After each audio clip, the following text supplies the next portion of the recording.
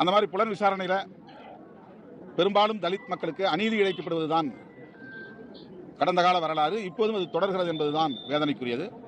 வேங்கவேலிலே காவல்துறையின் இந்த போக்கு என்பது மிகப்பெரிய ஏமாற்றத்தையும் அதிர்ச்சியையும் தருகிறது. இப்பொழுது கைது செய்யப்பட்டிருக்கக்கூடிய நபர்கள் வெளியே வரக்கூடிய சூழல் இருக்கா? நீங்க இப்போ 3 பேர் சார்ஜ் ஷீட்ல பேர் இருக்கு.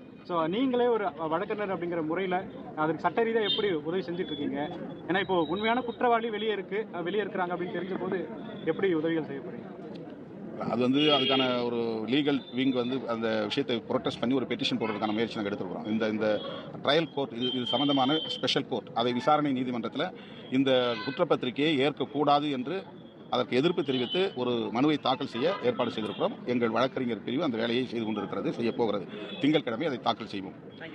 அவர்களை கைது செய்வதற்கான முயற்சியில் இதுவரையில் காவல்துறை ஈடுபட்டிருக்கிறதா என்று தெரியவில்லை. ஆனால் அவ்வாறு செய்தால் அது பெரிய எதிர்ப்பை சந்திக்க நேரிடும் என்பதையும் நான் தெரிவித்துக் கொள்ள விரும்புகிறேன்.